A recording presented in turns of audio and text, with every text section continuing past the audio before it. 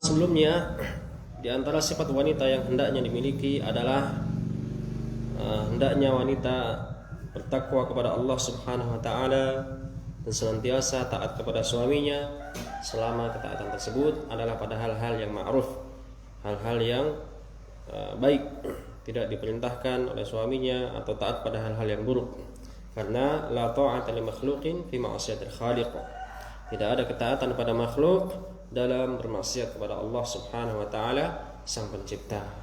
Kemudian diingatkan oleh Syekh, oleh penulis, bahwasanya taufik dari Allah Subhanahu wa taala, di antara hal yang mengundang taufik dari Allah Subhanahu wa taala dan di antara sumber kebaikan rumah tangga kita adalah adanya ketakwaan kita kepada Allah Subhanahu wa taala, menjalankan perintah-perintah Allah dan menjauhi larangan-larangan Allah. Seseorang yang tidak menjalin hubungannya dengan Allah, maka akan rentan sekali terpecah hubungannya atau rentan sekali terputus hubungannya dengan teman-temannya dan sesamanya. Kalau kita katakan kemarin, rumah tangga antara suami dan istri dan juga Allah Subhanahu wa taala itu ibaratkan suatu segitiga yang kita simpul-simpul rumah tangga ini tidak bisa dipisahkan dari Allah Subhanahu wa taala. Allah yang menggenggam hati para lelaki dan juga para wanita, dan Allah yang kemudian mengumpulkan keduanya. Dan apabila kita menjauh dari Allah, baik sang lelaki yang menjauh ataupun sang wanita yang menjauh, ataupun kedua-duanya yang menjauh dari Allah Subhanahu wa taala, tentulah akan mulai banyak sekali masalah-masalah rumah tangga yang terjadi. Maka kita sama-sama introspeksi, ya. Kita mengingat kemarin ada nasihat dari seorang ulama kita yang mengatakan bahwasannya man aslaha ma bainahu wa bainallah aslahallahu ma bainahu wa ma bainahu wa bainan nas. Barang siapa yang memperbaiki hubungan dia dengan Allah, maka Allah akan memperbaiki hubungan dia dengan sesamanya. Allah Subhanahu wa taala akan memperbaiki hubungan dia dengan sesamanya. Allah Subhanahu wa taala apabila mencintai seseorang, Allah akan umumkan kecintaannya kepada para malaikatnya, para penduduk langit. Wahai penduduk langit, sesungguhnya aku mencintai fulan. Maka kemudian penduduk langit pun membicarakan si fulan yang dicintai oleh Allah Subhanahu wa taala ini. Kemudian rasa cinta ini Allah sebarkan kepada seluruh penduduk bumi, hingga orang-orang pun mencintai dia. Apalagi apabila dia ini kemudian juga suami istri, Allah Subhanahu wa taala akan tambahkan rasa cinta di hati suaminya kepada istrinya dan juga di hati istri kepada suaminya, disebabkan karena kecintaan Allah Subhanahu wa taala. Dan cara kita mengundang kecintaan Allah tidak lain tidak bukan adalah dengan memperbaiki hubungan dengannya, dengan menjalankan perintah-perintahnya dan menjauhi larangan-larangannya. Maka kok antara suami istri yang tadinya baik-baik aja, kok tiba-tiba ada perpecahan, nggak lagi cinta, atau mulai dingin, atau mulai garing dan lain sebagainya. Maka sok atuh kita sama-sama perbaiki hubungan kita dengan Allah. Insya Allah Allah akan memperbaiki hubungan kita dengan pasangan kita dan juga dengan sesama kita. Kemudian kita akan melanjutkan pada pagi hari ini insya Allah. Pada bahasan selanjutnya kita masuk ke halaman 26. Silahkan dibuka halaman 26. Yang punya bukunya sambil melihat, sambil menyimak dan mencatat. Yang belum ada bukunya, ya boleh sambil mencatat dan juga mendengarkan dengan baik-baik.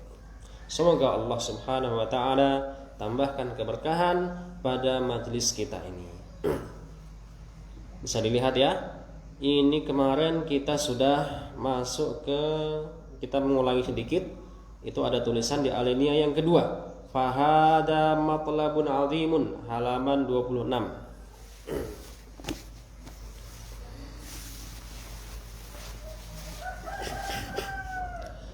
Ya, saya bacakan ya. Fahada matlabun azimun, ini adalah sebuah tuntutan yang besar. Ada ini matlab, tuntutan azim, yang besar, yang agung, yang bagi, yang sepatutnya ala man aradat, bagi orang-orang yang menginginkan linafsiha untuk dirinya al-khair, kebaikan. Ini adalah tuntutan yang besar yang sepatutnya bagi orang-orang yang menginginkan kebaikan bagi dirinya, antunasyi'a nafsaha 'alaiha, agar menumbuhkan dirinya di atasnya. Di atas apa itu? Tuhafidhu 'ala ta'atillah, berusaha menjaga, senantiasa menjaga ta'atillah, ketaatannya kepada Allah Subhanahu wa taala, wa ibadatillah, dan ibadahnya kepada Allah Subhanahu wa taala, wa taqarrub ilaihi, dan juga berusaha untuk senantiasa mendekatkan diri kepada Allah dengan ketaatan, dengan melaksanakan perintah, menjauhi larangan, bima yurdihi, dengan hal-hal yang yurdihi, membuat Allah ridha, min sadidil aqwal, dari perkataan-perkataan yang sadid itu artinya lurus atau benar, perkataan-perkataan yang baik, perkataan yang baik kepada semuanya, kepada Allah, dengan zikir. Jangan sampai kita nanti ketika kesandung ucapkannya kok umpatan-umpatan, ya, ketika melihat anaknya bagaimana umpatan-umpatan yang keluar. Kita perbaiki ucapan-ucapan kita. Kata Allah Subhanahu wa taala, ya ayyuhalladzina amanu taqullaha wa qulu qawlan sadida, wahai orang-orang yang beriman, bertakwalah kepada Allah dan ucapkanlah perkataan yang baik-baik, yang benar, yang lurus. Supaya apa? Yuslih lakum a'malakum, agar dengan kamu mengucapkan ucapan-ucapan yang baik itu, Allah akan memperbaiki pula amalan-amalan kamu. Makanya ucapan-ucapan yang baik itu berpengaruh kepada perbuatan-perbuatan kita. Ibu-ibu kalau misalnya lihat anaknya kok jatuh, ucapannya ucapan yang kotor, tidak baik, atau lihat anaknya kok jatuhin barang, kok ucapan-ucapannya tidak baik, ya bisa jadi itu nanti jadi doa. Bisa jadi itu nanti berpengaruh kepada perbuatan-perbuatan kita. Oh, anakku gini. Ya, akhirnya nanti ya perbuatannya sesuai dengan apa yang kita refleks ucapkan tersebut. Maka hendaknya kita berhati-hati. Sholihil a'mal, dan juga amalan-amalan baik hati, amalan lisan maupun amalan badan, kemarin sudah kita jelaskan. Kemudian apa? Tsumma idza mannallahu 'alaiha.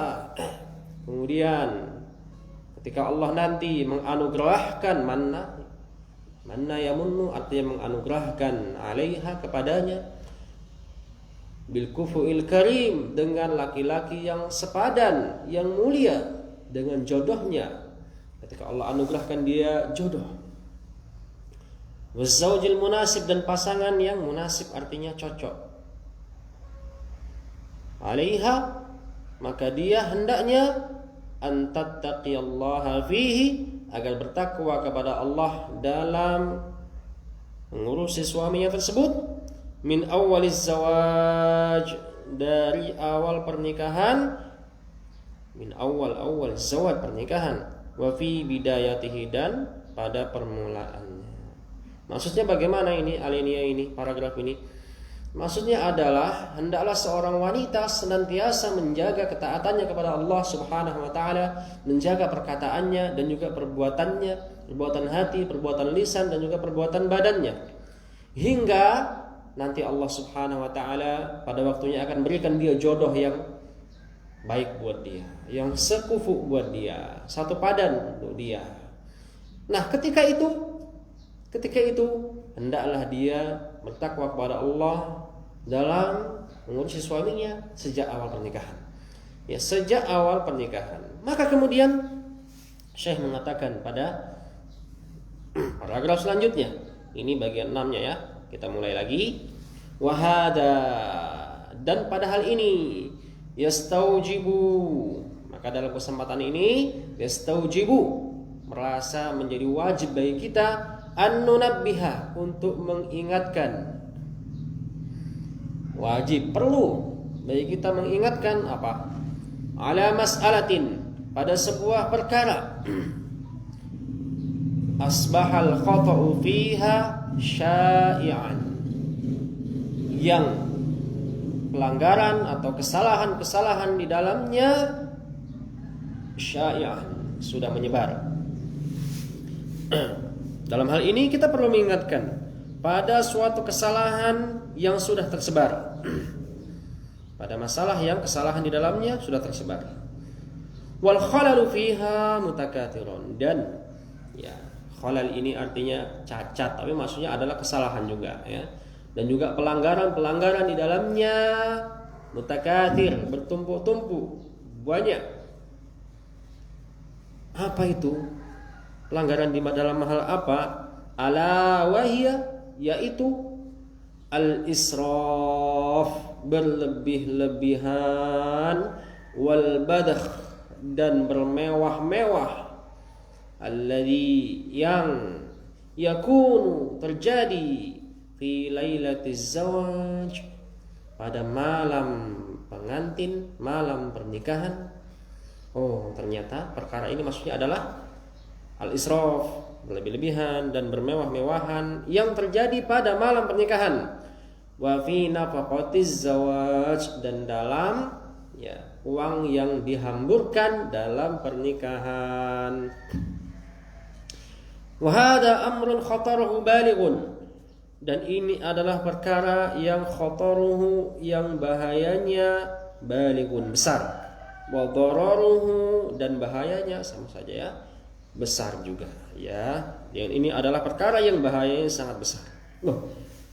Jadi Syekh di sini mengingatkan berlebih-lebihan dan bermewah-mewahan dalam pernikahan itu, dan juga menghambur-hamburkan harta dalam sejak pertama kali memulai pernikahan itu, bahaya sangat besar. Kok bisa? Nah, dan ini bisa jadi ya, dalam pandangan kita, ya dalam pandangan Syekh, ya bisa jadi banyaknya rumah tangga yang enggak harmonis saat ini kaum muslimin. Itu salah satu penyebabnya adalah ini ya, terlalu berlebih-lebihan dan maksiat-maksiat yang dilakukan pada awal pernikahan. Menikah itu adalah perkara agama. Bukankah seorang lelaki ketika dia menikah, dia telah menyempurnakan separuh agamanya? Ini adalah perkara yang seharusnya mengundang ridha Allah Subhanahu wa taala. Tapi ternyata ibu-ibu, banyak sekali di antara kita yang memulai pernikahan justru dengan maksiat kepada Allah Subhanahu wa taala. Kita memulai mahligai rumah tangga kita justru dengan mengundang para syaitan yang kemudian berusaha merusak rumah tangga kita. Contohnya bagaimana? Nah, kita lihat di bawahnya. Wa katsirun minan nisa, katsir, banyak, minan nisa, di antara para wanita. Banyak di antara para wanita, idza aqbalat 'ala az-zawaj, ketika menghadapi jenjang pernikahan, ketika menuju az-zawaj, pernikahan, ittajaha ihtimamuha, ittajahnya terpusat, ihtimamuha, perhatiannya itu terpusat pada apa? Ya, ini coba nanti diintrospeksi ibu-ibu, benar apa tidak ini selama ini? Perhatiannya terpusat pada lisyakliyat, penampilannya. Ya, orang wanita biasanya ketika menikah dia mikirin, aku nanti pakai baju yang bagaimana ya, telak tuh nanti bagaimana ya, terus nanti penampilannya bagaimana ya, kira-kira aku lebih cantik atau lebih jelek ya dari temanku yang kemarin menikah juga ya, dan lain sebagainya. Wattajaha ihtimamuha, dan juga terpusat juga perhatiannya pada apa? Limusyakalati banati jinsiha, untuk berusaha mengikuti, meniru banati jinsiha, wanita-wanita selainnya, wanita-wanita lain. Wa nadhiratiha, dan atau mungkin saingan-saingannya. Fulanatu minan nas fa'alat, itu fulanah itu melakukan begini, kemarin dia pas tuh nikah itu pakai bajunya, gaunnya yang begini, kebayanya yang begini, terus nanti dekornya begini, ininya begini. Wa fi zawazil fulani fa'alu kada, dan ikhwan itu kemarin waktu nikah tuh begini. Tattajihu binadhriha ila tilkan nadhrah. Ya, terpusat pandangannya kepada hal-hal tersebut. Fayatil israf, maka kemudian terjadilah israf, berlebih-lebihan, penghambur-hamburan. Wa yaqa'ul badakh, dan terjadilah bermewah-mewahan. Wa yakthurut tabdzir, dan banyak juga terjadi tabdzir. Mubadzir itu apa? Penyia-nyiaan. Wa idha'atul amwal, dan penghamburan harta. Idha'ah. Ya, idha'ah dari kata-kata adha'a yudhi, artinya menghilangkan, ya, menghabiskan, menyia-nyiakan maksudnya. Maksudnya di sini adalah menghambur-hamburkan al-amwal, jamak dari mal, artinya harta. Idhafatan ila ma qad yaqa'u aidan, idhafatan ditambah lagi, idhafatan ditambah lagi, ila ma qad yaqa'u, apa yang biasanya terjadi, aidan juga, yang biasanya juga terjadi, apa? Min munkaratin, dari hal-hal yang munkar, wa muharramat, dan hal-hal yang haram.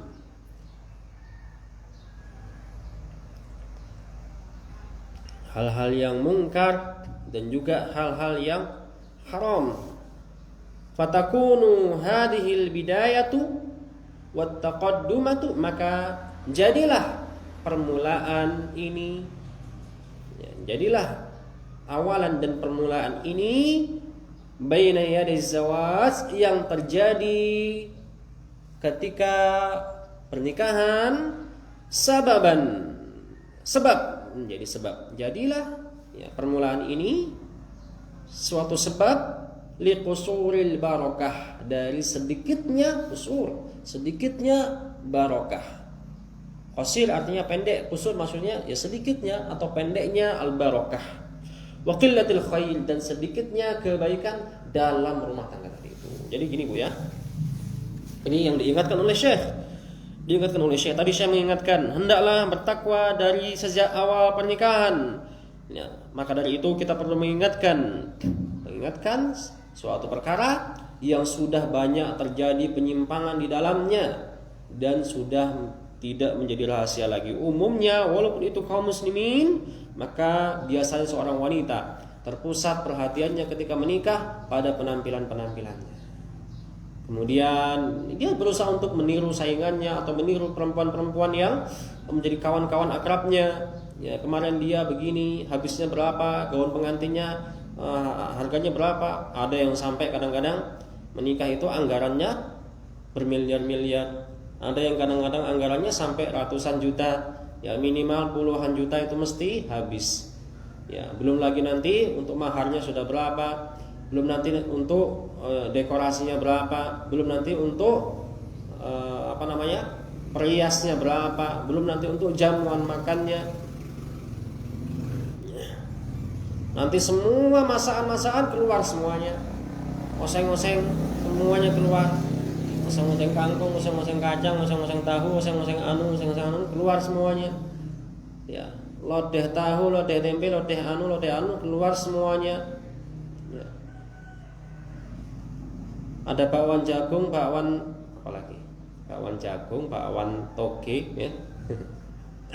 Semua jenis bakwan keluar. Ada es merah, es hijau, es peteng, semuanya keluar. Ya. Ada daging, segala macam jenis daging, daging laut, ya, yang di darat, yang di udara, semuanya juga keluar. Pas habis selesai pernikahan, bingung bayar utang. Ya. Dan itu pernah terjadi, ya, ini termasuk dulu orang yang senior saya seperti itu, nikah, pesta, masya Allah ya, rame, nyewa organ, ya, habis nikah istrinya belum sempat dijamah, ditinggal pergi karena kebingungan bayar hutang. Pernah terjadi, ya, subhanallah, ada yang seperti itu. Banyak maksiat yang dilakukan di dalamnya, belum lagi itu tadi adalah kesia-siaannya. Karena rata-rata, ya, biasanya kalau mamanya pakaian pengantin itu, ya, beli mahal-mahal, ya, saingannya kemarin ditanyain gaun itu pengantinnya berapa, buntutnya. Biasanya kalau sekarang tuh ngetrennya ada yang ada buntutnya ya. Yang ada buntutnya itu yang nanti ada yang berapa meter. Ya, punya temennya kemarin 5 meter, punya kita tambah jadi 10 meter. Dipakai sekali, habis nikah selesai dimuseumkan. Katanya untuk kenang-kenangan. Atau ini kan termasuk mubazir. Kadang-kadang beli gaunnya aja itu ada yang sampai harganya 5 juta, 10 juta. Ya, tapi dipakai sekali kemudian dimuseumkan. Ya. Akhirnya cerai supaya apa? Supaya bisa nikah lagi, bisa dipakai lagi gitu ya. Ditambah lagi biasanya terdapat banyak sekali kemungkaran-kemungkaran dalam pernikahan tersebut. Entah itu musiknya, gendang-gendung ya. Orang yang tadinya berusaha di rumahnya nggak pernah nyetel yang macam-macam, ketika masuk pernikahan ya nyetel musik. Ini kan mengundang apa? Mengundang undangan yang tidak diundang, mengundang tamu yang tidak diundang. Tamu yang tidak diundang itu siapa, Bu? Para syaitan. Para syaitan, mereka nggak diundang saja datang, apalagi kita undang. Nah, mereka suka dengan adanya maksiat-maksiat semacam itu. Ya, namanya setan itu, namanya syaitan itu, mereka tidak suka sama yang namanya bacaan Al-Quran. Sukanya apa? Sukanya perkataan-perkataan, suara-suara, nyanyian-nyanyian yang melenakan. Ya, nyanyian-nyanyian yang melenakan. Ditambah lagi ada yang sebagiannya itu kaum muslimin, mereka mengundang biduan-biduan yang tidak menutup aurat. Sudah tidak menutup aurat, berlenggak-lenggok pula. Sudah berlenggak-lenggok didampingi para laki-laki yang bukan mahramnya, suaminya hadir di situ, ikutan joget. Nah, bagaimana mungkin hal yang seperti ini mengundang barokah dari Allah Subhanahu wa taala? Padahal pernikahan yang harusnya menjadi hal yang paling sakral, permulaan dan sebuah rumah tangga, yang seharusnya nanti seorang laki-laki dan seorang wanita, suami istri bisa sama-sama bergandengan tangan menggapai ridha Allah Subhanahu wa taala. Ternyata pernikahan mereka dimulai dengan cara apa? Mengundang tamu-tamu yang tidak diundang tadi itu. Syaitan suka dengan tempat-tempat seperti itu. Makanya kemudian awal pernikahan kita jauh dari keberkahan. Benar kata saya ini. Jauh dari keberkahan. Yang ada apa? Yang ada adalah kemaksiatan-kemaksiatan. Jadi sebenarnya pernikahan kita selama ini bagaimana? Pernikahan kita dimulai dengan kita menjauhi Allah Subhanahu wa taala. Pernikahan kita dimulai dengan kita merusaknya sejak awal. Maka wajarlah kalau kemudian rumah tangga kita banyak masalahnya, banyak pertengkarannya, ya dikit-dikit ribut, ya dikit-dikit gitu. Karena sejak awal kita sudah memulainya dengan maksiat kepada Allah Subhanahu wa taala. Ya, padahal apa? Ya, itu belum termasuk tadi pemubadiran tabdilnya kesia-siaan daripada harta yang dikeluarkannya. Bahkan ada sebagian daripada kaum muslimin, sebagian dari kita yang menjadikan pernikahan itu sebagai ajang bisnis gitu ya. Ya, pakai ajang bisnis. Modal pernikahannya berapa? 20 juta, 30 juta. Ya, nanti terus naruh kenceleng, ya. Untungnya lumayan. Untungnya 50 juta. Ya, 50 juta. Jadi ladang bisnis. Ya, subhanallah. Ya, kita lanjutkan lagi ke halaman sekarang 28.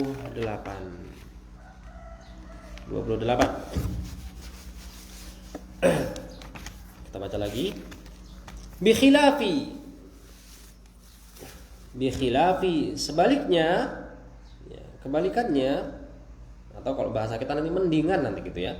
Bikhilafi kebalikannya, ma idza bata'adatil mar'atu an dalik. Seandainya ibta'adatil mar'ah, wanita menjauhi hal-hal semacam tadi itu, ya, menjauhi israf, ya, berlebih-lebihan, ya, dalam maharnya, dalam pestanya, ya, banyak sia-sia yang terjadi di acara pernikahan kita itu, Bu, ya. Bunga-bunga, semua jenis bunga dikumpulkan, kemudian sudah layu sudah dibuang, padahal harganya mahal-mahal, ya. Padahal kalau sudah selesai pernikahannya sudah bunganya dibuang, nggak ada yang kemudian bunganya itu dijadikan sayur lodeh misalnya, wah, sop bunga mawar, nggak ada. semuanya terbuang. Gaun pengantinnya dipakai sekali, habis itu selesai. Ya, dekorasinya selesai. Ya, semuanya hilang. Kemudian juga menjauhi kemungkaran-kemungkaran yang terjadi di dalamnya, di antara adalah ikhtilat antara laki-laki perempuan. Semua tamu undangan ditempatkan dalam satu tempat, ya, tercampur baur laki-laki perempuan, yang perempuannya dandar sak menor-menornya, yang laki-lakinya menikmati tontonan-tontonannya. Ya, ini kita nikah tapi kita mengundang orang bermaksiat. Bagaimana mungkin pernikahan yang seperti ini berkahi oleh Allah Subhanahu wa taala? Bagaimana mungkin yang seperti ini kemudian mengundang ridha Allah Subhanahu wa taala, sedangkan kita mengawalinya dengan kemaksiatan, bahkan menyediakan fasilitas untuk orang lain berbuat maksiat. Ya. Kita sediakan panggung, kemudian nanti bisa orang wanita berjoget-joget, terlena dengan musiknya sampai begadang malam, yang kadang-kadang terlewatkan dari sholat maghribnya, sholat isyaknya, yang kadang-kadang kalau misalnya pas waktu sholat sudah terdengar adzan baru mati musiknya dan lain sebagainya. Belum lagi nanti ada fasilitas-fasilitas yang lain, dijadikan kesempatan untuk orang lain buka lapak apa ya, kalau lapak cilok, lapak bakso masih mending, lapak judi, lapak gaplek, ya ini nambah lagi maksiat seperti ini. Ya, sedangkan apabila kita menjauhi hal-hal semacam itu, wa bata'ada ahluha, ya, saya ulangi lagi, bi khilafi, kebalikannya, idza mabta'adatil mar'atu 'an dzalika, jika seorang wanita menjauhi hal semacam itu, wa bata'ada ahluha, dan juga keluarganya menjauhi perkara-perkara kemaksiatan semacam itu, wa janabul israf, dan menjauhi israf, berlebih-lebihan, ya, menjauhi kesia-siaan, wa janabul ma'asi wal atham, dan menjauhi ma'asi, jamak dari maksiat, wal atham, dosa-dosa. Kanatin nafaqatu, maka harta yang dikeluarkan, nafaqatan la kulfata fiha, menjadi harta yang tidak membebani, wala israf, dan juga tidak berlebih-lebihan, wala tabdzir, dan tidak ada kesia-siaan. Fahuna, maka dalam hal ini tatahaqqaqul khairiyatu, akan terrealisasikan kebaikan-kebaikan, wa tahullul barakah, dan juga akan turunlah itu keberkahan. Kalau seandainya kita dalam pernikahan kita itu menjauhi maksiat-maksiat, tidak terlalu banyak menghambur-hamburkan harta, tidak terlalu banyak menghambur-hamburkan makanan. Subhanallah, kadang-kadang ya dalam pesta pernikahan itu banyak sekali makanan-makanan yang terbuang. Ya, dan juga banyak sekali buah-buahan yang terbuang. Pokoknya banyak sekali kemewahan yang kemudian mengundang kesia-siaan. Ketika itu kita hindari, maka akan turunlah keberkahan dari Allah Subhanahu wa taala. Pernikahan itu bukan hal yang main-main, itu adalah ibadah. Ini adalah persatuan dua hati, persatuan dua cinta yang suci. Dan juga pernikahan itu adalah anti klimaks, puncak dari sebuah cinta. Betul. Pernikahan adalah puncak dari sebuah cinta dari kedua anak Adam yang berbeda jenisnya, antara laki-laki dan wanita. Dan pernikahan adalah cara terindah untuk kita merayakan cinta. Apalah arti cinta tanpa adanya kebersamaan? Duhai alangkah buruknya bersama tapi tanpa ada cinta, dan betapa terkutuknya cinta dan kebersamaan tanpa adanya ikatan yang suci dari Sang Pencipta. Maka pernikahan ini adalah ibadah. Kita harus memulainya dengan ketaatan kepada Allah Subhanahu wa taala. Ya. Ketika orang jatuh cinta itu hatinya sedang lemah. Ketika orang sedang cinta, hatinya sedang lemah. Apapun bisa terjadi. Maka ketika itu, ya ketika kita sedang lemah dan berbahagia, berbinar-binar hati kita, ya maka hendaknya kita mendekat kepada Allah Subhanahu wa taala. Jangan sampai kita lupakan Allah ketika kita berbahagia. Kata Nabi sallallahu alaihi wasallam, ta'arraf ila Allah fil raha. Ta'arraf ila Allah fil raha. Ingatlah Allah ketika kamu senang, ketika kamu dalam keadaan lapang. Bukankah ketika kita sedang menikah, ya itu kita sedang berbinar-binar hati kita, sedang senang, sedang lapang hati kita ketika itu. maka ingatlah Allah Subhanahu wa taala. Kenapa? Karena pasti dalam pernikahan itu akan banyak nanti permasalahan. Tidak ada rumah tangga yang tidak ada masalah, tidak ada rumah tangga yang tidak ada keributan. Pasti akan ada, ya. Maka ketika itu kita mengingat Allah Subhanahu wa taala agar apa? Agar nanti ketika kita nanti menghadapi masalah, ya, kita akan ditolong oleh Allah Subhanahu wa taala. Karena apa? Karena dulu engkau ketika berbahagia di puncak kebahagiaanmu, engkau mengingat Allah, maka ketika engkau dalam kesempitan bersama dengan keluargamu, Allah akan mengingatmu dan menolong. Subhanallah. Jangan-jangan kita selama ini dulu ketika kita menikah, kita lupa Allah Subhanahu wa taala. Kita ingatnya apa? Kita ingatnya aku sedang senang. Udahlah, kalau lagi senang itu apapun dibolehkan. Ya, sudahlah, biarkan mereka joget-joget, biarkan mereka begini, biarkan mereka itu, nyalakan musik kencang-kencang sampai ganggu tetangganya, biarkan. Kita lagi senang, kita lupa Allah Subhanahu wa taala.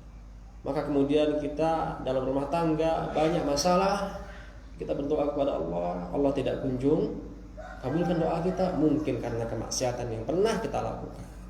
Bisa jadi.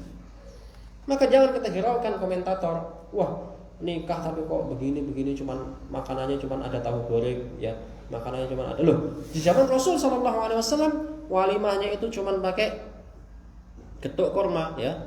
Jadi kurma diunyet-unyet, diremukin, terus dicampur minyak samin, ya, kemudian dijadikan kue, kemudian jadi getuk.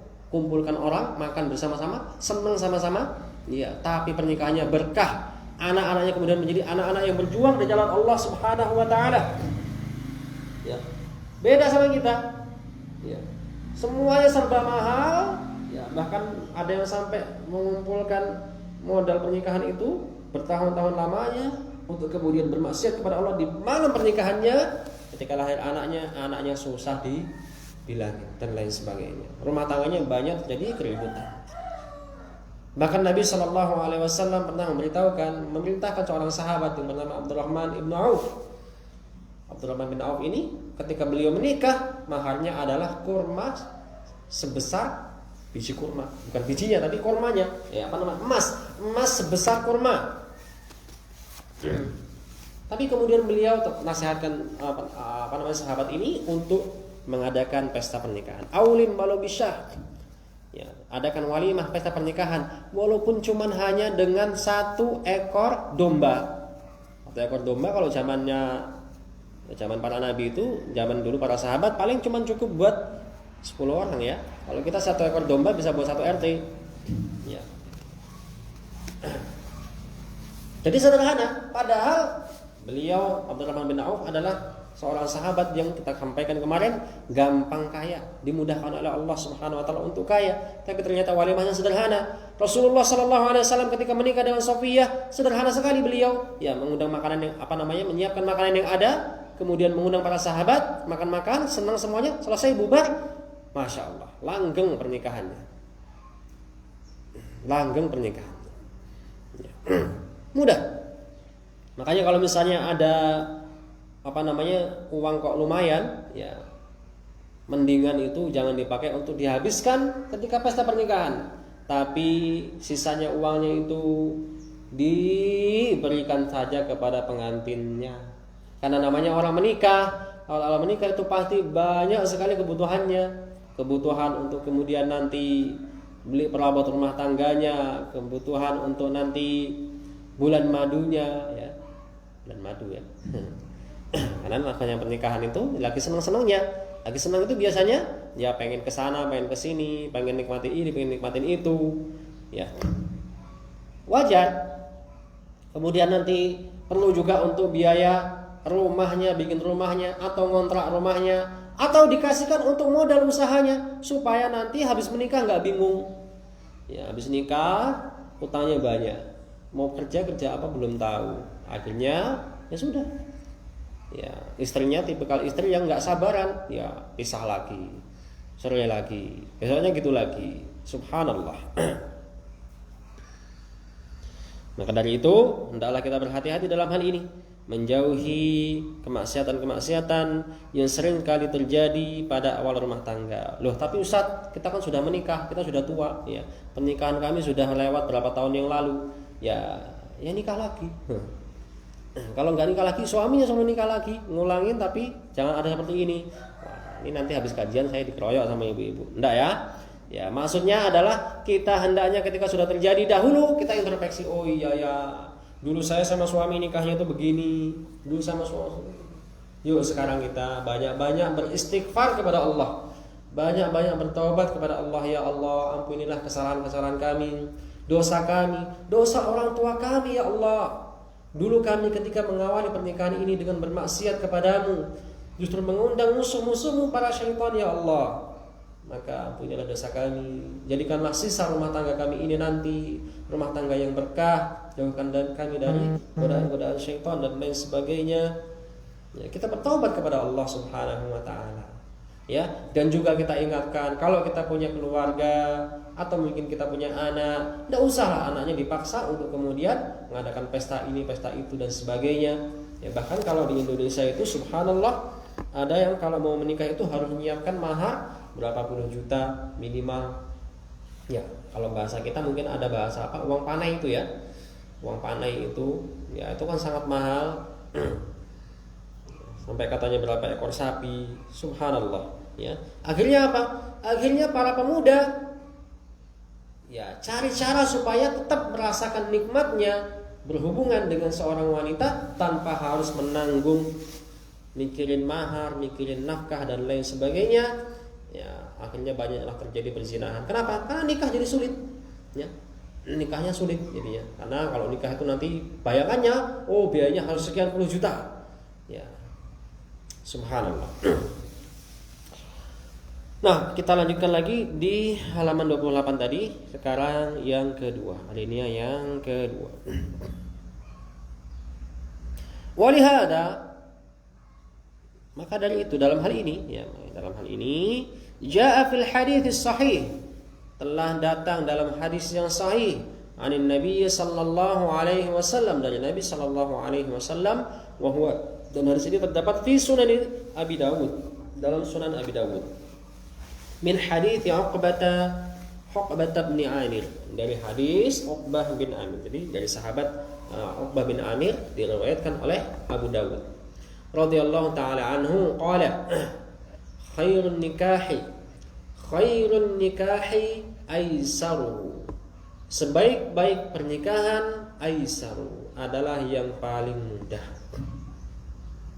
Sebaik-baik pernikahan adalah yang paling mudah. Wa fi haditsin akhar, dalam hadis yang lain, a'dhamuhunna, para wanita yang paling besar apanya? Barakatan, paling banyak berkahnya. Aqalluhunna, adalah yang paling sedikit maunatan, maharnya. Ya. Wanita yang paling banyak berkahnya adalah wanita yang paling sedikit maharnya. Maka kesimpulannya kata Syekh, wa khairun nisa, maka sebaik-baik wanita aisaruhunna, adalah yang paling gampang. Loh, jadi wanita yang paling baik itu harus gampangan lah Ustaz. Gampangan apa? Gampang dinikahin, bukan gampang ditemok, ditowel, dilihat, ya, diajak boncengan, bukan seperti itu. Tapi yang gampang dinikahi. Ini adalah wanita yang terbaik, yang tidak terlalu membebani suaminya, tidak banyak menuntut. Ini bukti bahwasanya wanita tadi, ya, ada orang dari awal pernikahan, kamu nggak boleh nikahin aku sampai kamu harus menyiapkan mahar, ya, nyiapkan uang 20 juta atau 30 juta. Ya, enggak situ rapi, ya. Tapi akhirnya sang laki-laki ngomong, "Pak, ya, saya sudah punya modal. Modalnya apa? Benih, ya, di rahim anak Bapak." Akhirnya ya wis nikah yo, enenge wae. 5 juta enggak apa-apa, 1 juta enggak apa-apa. Akhirnya terpaksa dinikahkan. Ya. Akhirnya cara seperti ini nanti banyak ditiru oleh para pemuda. Ya. Karena mereka menganggap ya kalau nikah itu nanti mahal. Ya, akhirnya mereka cari cara yang lebih murah. Dan ini kebalik ya. Ya, kebalik sama apa yang terjadi di kalangan orang-orang kita sekarang. Kalau dalam hadis dikatakan wanita yang paling baik adalah yang paling sedikit maharnya. Ya, paling sedikit maharnya, yang paling mudah maharnya, yang paling memudahkan untuk calon suaminya, bukan paling mudah untuk dinikmatin. Ya, bukan paling mudah untuk dinikmatin. Kadang-kadang kebalik, mau nikah dipersulit, mau nikah dimahal-mahalin. Giliran pacaran semuanya digratisin. Ya, mau nikah dimahal-mahalin, giliran pacaran semuanya digratisin. Ada orang yang kalau pacaran ya ditemuk-temuk sama cowoknya, ya dicuil-cuil, ya diajak boncengan ke sana kemari. Ya, itu siapa kamu? Apakah itu adalah kakak kamu? Oh, bukan, saya nggak punya kakak wanita. Oh, berarti ibu kamu? Bukan ibu saya. Oh, berarti istri kamu? Loh, saya belum nikah. Oh, berarti nenek kamu? Oh, nenek saya sudah meninggal. Oh, berarti itu pacar kamu? Oh, bukan juga. Ya. Itu siapa kamu? Ya, jadinya hubungan tanpa status gratis. Hubungan tanpa status gratis. Ya, sampai-sampai subhanallah ya, naudzubillah. Ya, banyak yang kemudian para wanita menyerahkan kehormatannya secara secara cuma-cuma, ya gratis. Tapi giliran mau dinikahin, nuntut maharnya begini. Untuk yang halal dimahalkan, untuk yang haram digratiskan. Subhanallah. Makanya kemudian Islam membaliknya. Rasulullah SAW menyarankan kalau mau nikah dipermudah. Supaya apa? Supaya mengurangi celah-celah perzinahan. Mengurangi celah-celah perzinahan. Ya, kalau memang sudah siap, ya siap nafkah, ya yakin. Allah Subhanahu wa taala berjanji bagi orang-orang yang benar-benar akan menikah, benar-benar menikah untuk menjaga kemaluannya, mencari ridha Allah, ya Allah akan yughnihimullah. Kata Allah Subhanahu wa taala dalam surat Al-Isra, wa ankihul ayama minkum masalihin min ibadikum wa imaikum, dan nikahkanlah, jodohkanlah orang-orang saleh, ya dari kalangan budak-budak kalian atau budak-budak wanita kalian, ya. Iyakunu fuqara, kalau mereka sekarang itu miskin, enggak ada harta dan sebagainya, yughnihimullah, Allah akan buat mereka kaya. Allah akan buat mereka berkecukupan dengan pernikahan tadi itu. Banyak keberkahan ya di balik pernikahan yang tujuannya adalah menggapai ridha Allah Subhanahu wa taala. Ya, makanya kemudian nanti kalau ibu-ibu punya anak, ya, punya saudari atau punya siapa, ya, coba kalau misalnya memang calonnya, ya, laki-lakinya sudah orang yang baik, orang yang soleh, diridhoi agamanya, walaupun dia mungkin dari sisi harta itu kurang, maharnya belum mampu, yuk kita dukung, yuk kita bantu anak kita, yuk kita dukung anak kita untuk kemudian bisa menikah dengan cara yang syar'i. Enggak harus mewah, yang penting berkah. Zaman dulu nikah itu sederhana, ya, nikah itu enggak banyak syaratnya, ya, tapi masya Allah keluarganya, rumah tangganya langgeng sampai mati, sampai hari kiamat insya Allah. Beda sama zaman sekarang, ya, lihat artis ini, artis itu, atau bahkan bukan artis, kita saja nikahnya, pestanya 7 hari 7 malam, tapi ya nggak berjalan lama, cekcok, akhir cerai, ya, karena banyak sekali kemaksiatan yang terjadi di awal pernikahan dan banyak sekali penghamburan harta. Nah, kemudian berikutnya yang bawahnya lagi, walihada, maka yang bagi alal mar'ah, sudah sepatutnya bagi seorang wanita, wa alal ab, dan juga bagi para ayah, wa alal dan para ibu, ayyakuna nasba a'yunihim, agar pandangan matanya fin nikah, dalam urusan pernikahan, wa fi marasimiz zawaj, dan pada resepsi pernikahan. Saya ulang ya, cepetan ya. Walihada, maka dalam hal ini yang bagi, sudah sepatutnya atau sepantasnya, alal mar'ah, bagi para wanita, wa alal ab, dan juga abun, al ab, abu, ayah, wa alal dan para ibu, ayyakuna nasba a'yunihim, agar pandangan mata mereka, pola pikirnya, sudut pandangnya, ya, pusat perhatiannya, fin nikah, dalam urusan pernikahan, wa fi marasimiz zawaj, dan pada resepsi pernikahan, adalah at-taysir, memudahkan, la at-ta'sir, bukan menyulitkan. mudahkan bukan menyulitkan. At-tawadhu', rendah hati, lat-ta'ali, bukan untuk sombong-sombongan. Jadi pernikahan itu bukan untuk ajang sombong-sombong. Kowe wingi modale piro? Lagi nikahi anakmu. Wah, aku modal iku 30 juta.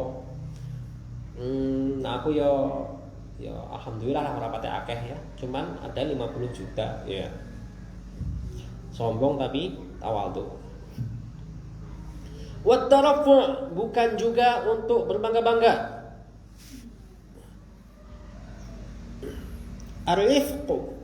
Ar-rifqu artinya lembut ya. Wal anah, dan tenang.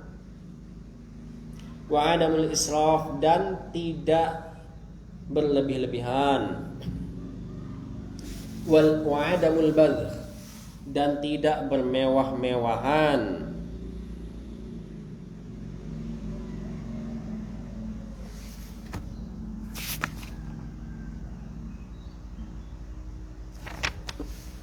La ayyakuna, bukan malah hammul ab ya. Pikirannya ayah dan ibu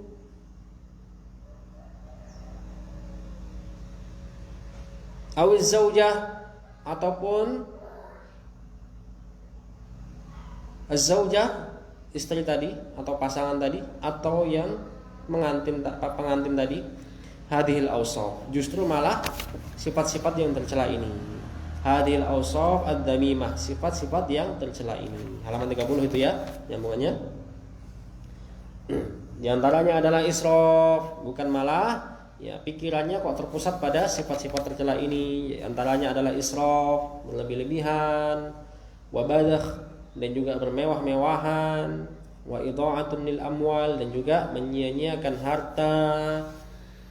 Fahadihi amrun, maka ini adalah perkara lahu ta'thiruhu, yang memiliki pengaruh fil hayati zaujiyah, dalam kehidupan rumah tangga kulliha ya, seluruhnya. Salban wa ijaban, salban baik itu pengaruh negatif, wa ijaban ataupun positif. Maka hendaklah ya pikiran ibu sama ayah sama para pengantin ya, itu adalah bukan lagi pada pemborosan, pada bermewah-mewahan. Oh nikah itu adalah waktunya berboros-boros. Oh nikah itu adalah waktunya bermewah-mewah. Oh nikah itu adalah waktunya dipajang-pajang ya. Padahal seorang wanita itu bukan untuk dipajang, tapi untuk dilindungi ya. Bukan untuk dipajang, dipertontonkan, dipacai. Yang tadinya mukanya itu mancung jadi tambah mancung ya, yang tadinya pesek jadi tambah apa? Tambah mancung ya. Bisa ya? Ada yang bisa seperti itu. Ya gimana caranya yang patutnya jadi jenong dihilangin jenongnya kemudian dipajang ya. Itu bukan pernikahan, itu bukan acara untuk seperti itu. Ini kadang-kadang kita sudah salah persepsi. Anak-anak muda, para wanita, para pemuda mikirnya kalau nikah itu berarti kebayang, nikah itu berarti joget-joget. Oh nikah itu berarti nyumbang lagu. Oh nikah itu pakai gaun pengantin begini. Nikah terus dipajang, terus nanti makan-makan, terus nanti ngitung duit. Habis itu bulan madu dan lain sebagainya.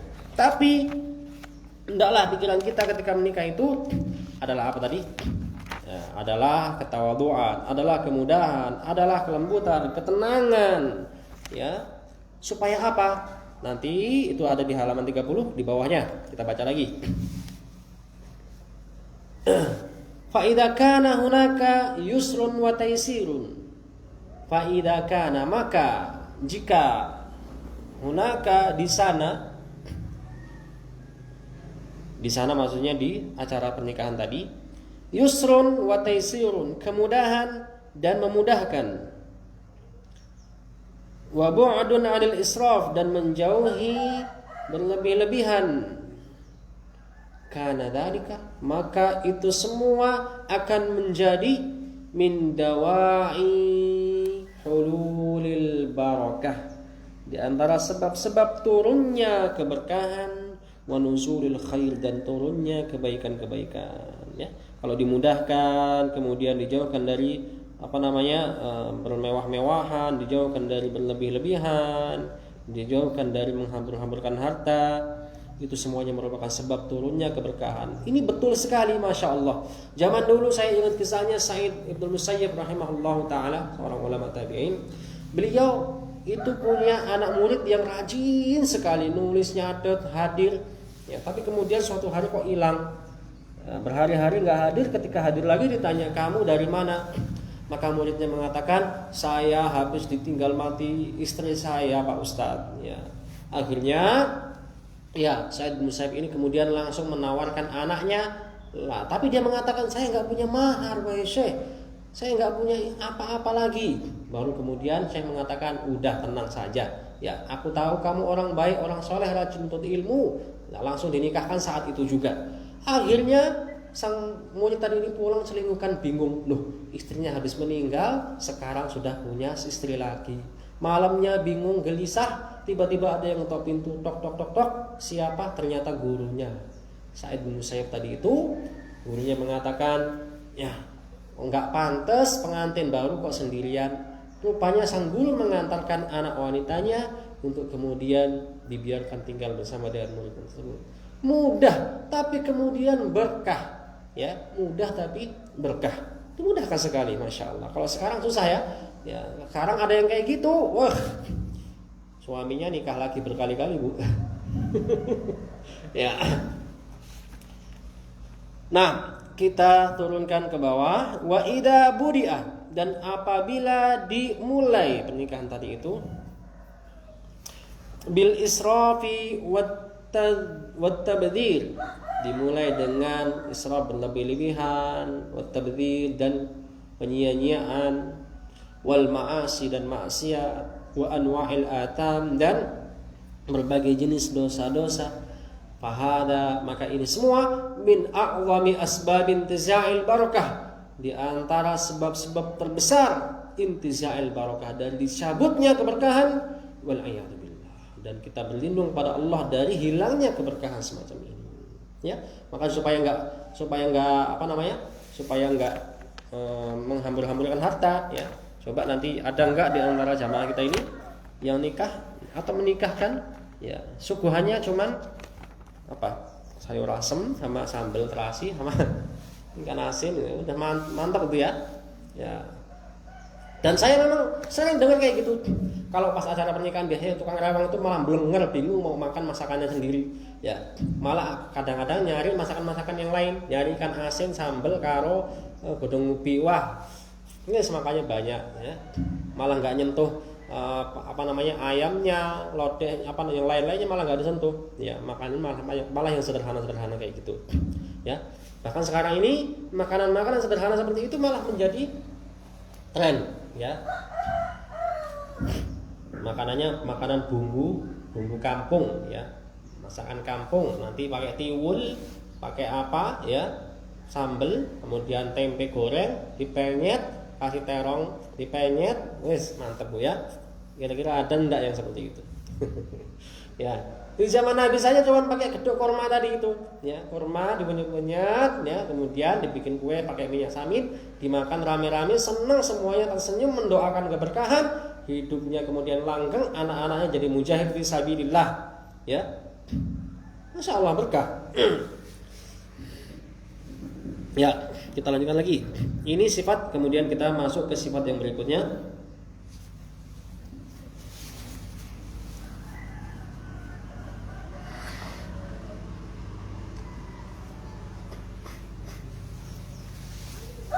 Sifat yang kedua, sifat wanita sholihah yang kedua. Masih ada waktu, ya? Oh, sudah mau habis waktunya. Bentar lagi. Ayo. Tsumma min sifati zaujati sholihah, di antara sifat istri sholihah ini sifat yang kedua. Kalau kemarin sifat yang pertama adalah bertakwa kepada Allah dan mentaati suami dengan sebaik-baiknya. Ya, materi kita kemarin itu. Takwa sejak di awal pernikahan dan bahkan sejak kita, ya, tumbuh dewasa. Kemudian yang kedua, bukan cuma bertakwa kemudian taat suami, kita harus sifat yang kedua ini, yaitu al-hadaru minasyaitonir rajim. Mewaspadai asyaitan rajim, setan yang terkutuk. Ya, ini ditulis Bu ya, dicatat, dikasih nomor sifat istri solehah yang kedua, yaitu mewaspadai setan, mewaspadai syaitan. A'adanallahu wa iyyakum minhu. Semoga Allah menjauhkan kita dan antum semuanya darinya. Kenapa kita harus waspada kepada syaitan? Itu ada selanjutnya, wasyaitan.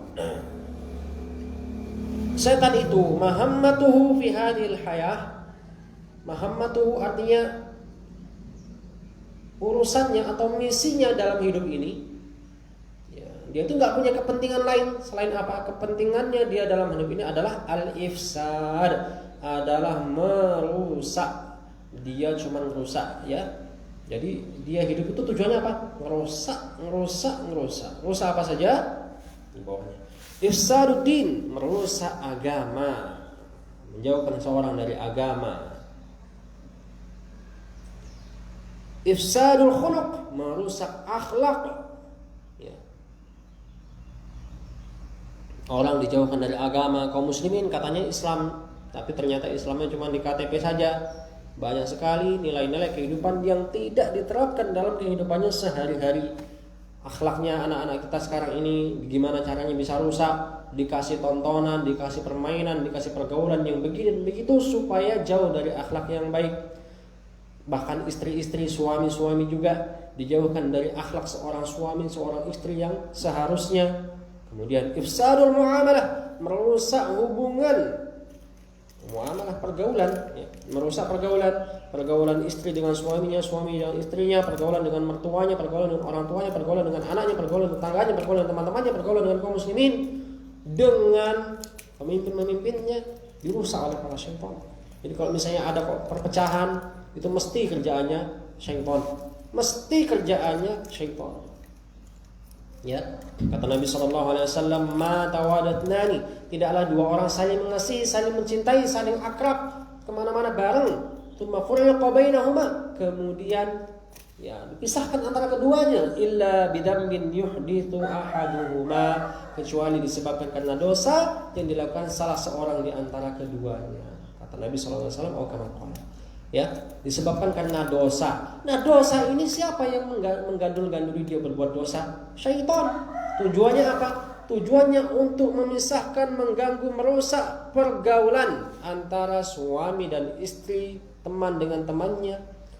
Maka kalau kita punya teman biasanya akrab, ngaji bareng, kemana-mana bareng, kajian bareng, kok tiba-tiba menjauh, tiba-tiba kok enggak care lagi, tiba-tiba kok garing tanpa sebab yang nyata. Apa sebabnya? Jangan-jangan entah kita atau dianya yang berdosa, ya. Maka kalau terjadi seperti itu, hendaklah kita introspeksi. Jangan langsung nuduh orang lain. Oh, berarti dia itu habis ngelakuin dosa. Loh, kok langsung dia? Kamunya jangan-jangan. Suudon kepada diri sendiri. Jangan suudon kepada orang lain. Oh, saya dosa apa ya? Kok teman saya menjauh ya?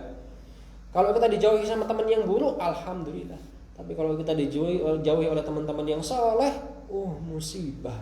Maka kita harus introspeksi, suudzon kepada diri sendiri.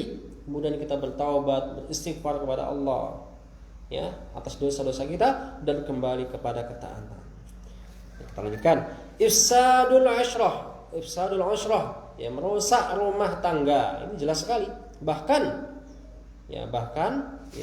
merusak rumah tangga adalah tujuan utama daripada syaitan. Ifsadul ukhuwah, merusak ukhuwah persaudaraan.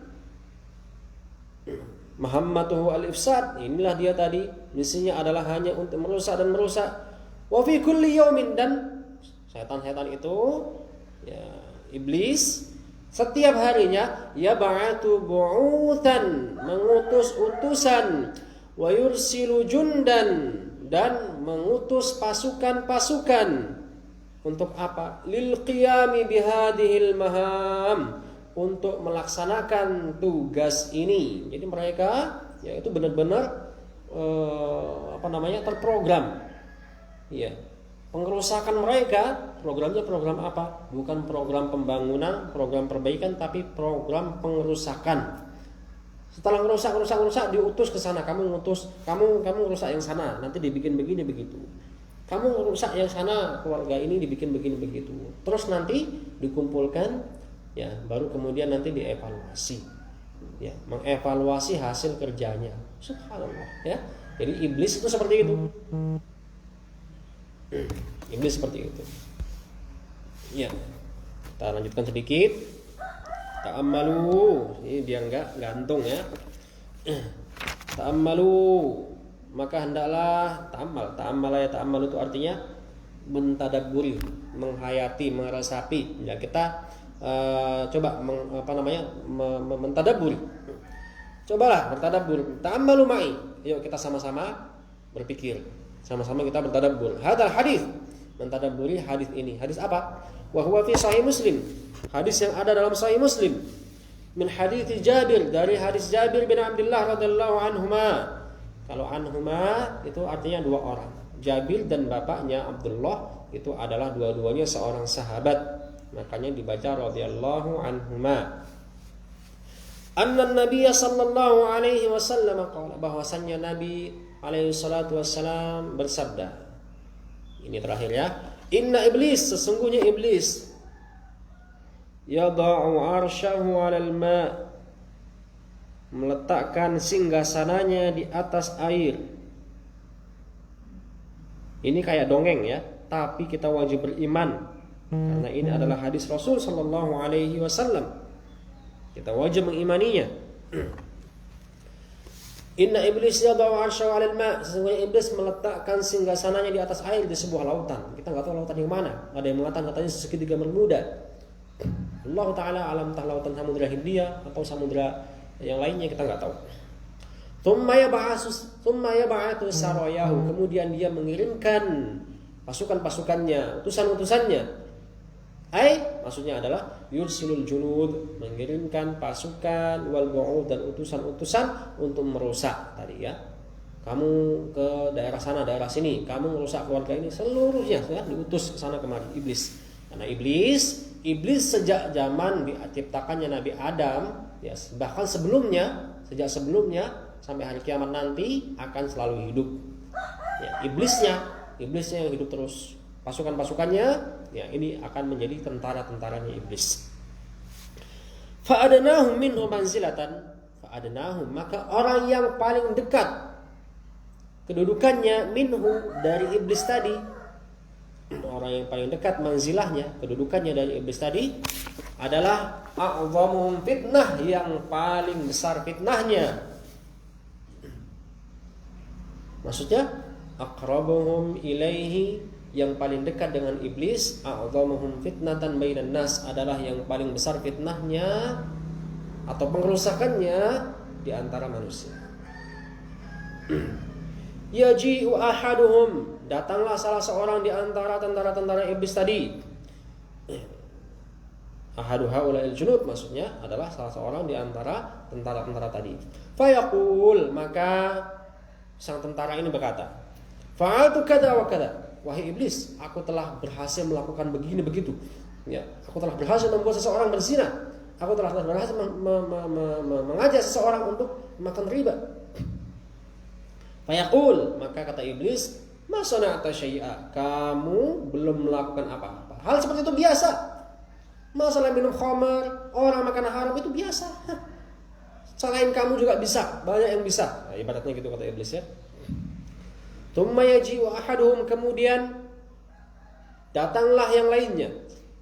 Fayaqul, maka dia berkata, ma taraktuhu, wahai iblis, wahai tuan raja, aku tidak meninggalkan fulan. Hatta, hingga faraqtu bainahu, aku pisahkan antara dia wa baina imraatihi, dan di antara istrinya, pasangannya. Aku telah berhasil menceraikan fulan dengan istrinya, wahai iblis. Kemudian apa yang terjadi? Fayudnihi minhu, maka iblis pun mendekatkan. Sini. Kamu jangan duduk di belakang, duduk depan sini, kata iblis. Ya. Fayaqul, maka iblis mengatakan, ni'ma anta, ya. Kalau kita ya dikasih jempol terus mengatakan ni'ma anta, ya, kamu setannya, kata Tuhan. kamu setannya. Kalau kita kan ya kamu orangnya nih, kamu yang paling hebat. Qala al-A'mash berkata, "Urahu minhu." Qala fayaltazimuhu, maka kemudian ya pasukan ini pun menjadi orang terdekatnya iblis ya. Maksudnya apa? Yahtadinuhu, dipeluk ya, kemudian didekatkan kedudukannya, tempat duduknya. Wa yudnihi idza farraqa bainal mar'ati wa zawjiha, karena dia telah berhasil memisahkan antara seorang laki-laki dan seorang wanita. Jadi pernikahan itu adalah hal yang sangat dibenci ibu-ibu sama iblis, sama setan ya. Bersatunya, damainya Anda dengan suami Anda, damainya Anda dengan anak-anak Anda, itu hal yang sangat dibenci oleh iblis. Kenapa? Menikah itu membuat sesuatu hal yang haram menjadi halal. Ya, lihat-lihat, celinga-celing, mesem-mesem, tadinya haram. Ya, bermain mata haram, pegang-pegangan tadinya haram. Ya, sekarang jangankan pegang-pegangan, ya, temuk-temuan, raba-rabaan, sentil-sentilan, ya, sampai yang lebih dari itu pun jadi pahala. Ya, apa enggak bikin iblis ini kemudian gemes? Tentu enggak bikin gemes. Makanya ibu berusaha untuk merusak. Kalau sebuah keluarga muslim kok menjadi keluarga yang harmonis, baik, lahirlah anak-anak yang baik, kemudian jadi dai, jadi ustadz, jadi mujahid, jadi pejuang yang akan meramaikan bumi dengan ketaatan kepada Allah. Mana mau iblis yang seperti ini? Orang dia pengen yang rusak. Kalau sudah ada perceraian antara suami dan istri, yang akan dirugikan bukan hanya sang suami, bukan hanya sang istri, bukan hanya dua keluarga suami dan istri, tapi juga anak-anaknya. Anaknya yang tadinya itu akrab dengan orang tuanya, ketika terjadi perceraian, ya, maka tidak akan lagi berbeda suasana hati sang anak.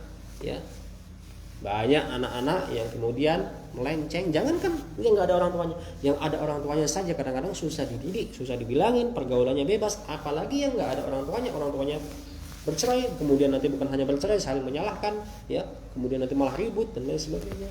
Ya, anaknya nanti akan meniru orang tuanya. Anaknya yang kurang terdidik, kemudian nanti akan terjadi pernikahan di luar hubungan di luar nikah. Kemudian nanti dia gagal mendidik anaknya, lahir anak-anak yang lainnya, anak yang rusak ini rusak, lahir anak-anak, bumi akan dipenuhi oleh orang-orang yang rusak. Karena apa? Ya, karena misi iblis berhasil. Kita akan lanjutkan insyaallah pertemuan berikutnya. Mohon maaf segala kekurangan. Mohon maaf apabila ada kata-kata yang kurang berkenan, ya, maka kita tutup pertemuan kita ini dengan doa kafaratul. Subhanakallahumma wa bihamdika asyhadu an la ilaha illa anta astaghfiruka wa atubu ilaik. Kalau ada pertanyaan silahkan dituliskan kemudian disampaikan ke depan, ya, dan semoga Allah Subhanahu wa taala tambahkan ilmu yang bermanfaat pada kita. Allah ampuni dosa-dosa kita, tambahkan keberkahan pada majelis kita, dan semoga Allah istiqomahkan kita untuk senantiasa menuntut ilmu dan berada di dalam ketaatan kepada Allah Subhanahu wa taala. Amin Allahumma amin. Assalamualaikum warahmatullahi wabarakatuh.